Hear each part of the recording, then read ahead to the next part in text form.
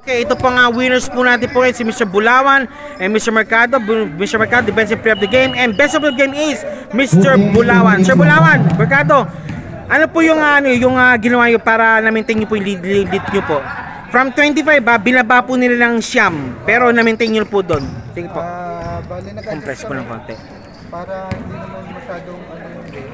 So, binigyan namin ng magandang laban din yung kalaban niyo. Kasi, Sir Mercado, yung mga tres mo pumutok kanina. Marami ka palang dalang bala kanina. Sir, sige po. Ayun, kataon lang yung mga pumapasok yung mga tira natin. Kumpiyansa lang kasi sa team naman, binibigyan kami lagi ng kumpiyansa. Yun ang importante. Kaya pag tumitira kami, ano man tira, tiwala naman yung team.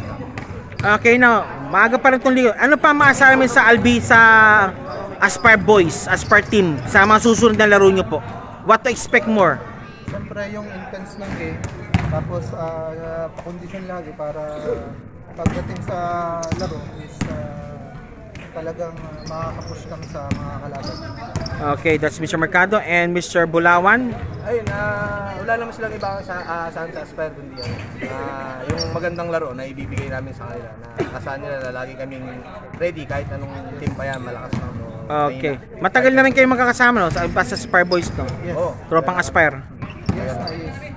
Okay, eto na. Wala, shoutout dyan, mga supporters, family members, loved ones. Sabihin nyo na. O sige, sa Bulawan, ikaw muna. Suporta ng Tropang Aspire. Yan, sige. Yung family namin. Yes. Yung laging sumusuporta yung mga asawa namin. Yes. Mga anak namin. Thank you sa lahat ng support. Okay, Mr. Mercado. Shoutout sa asawa ko na natutulog ngayon. Nagpaalam ka ba? Nagpaalam ka ba?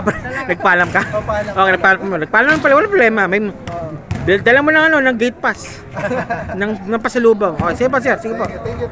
Okay, with it po, ito po congrats for winning game Aspire Boys and more games to come po. 3, 2, 1.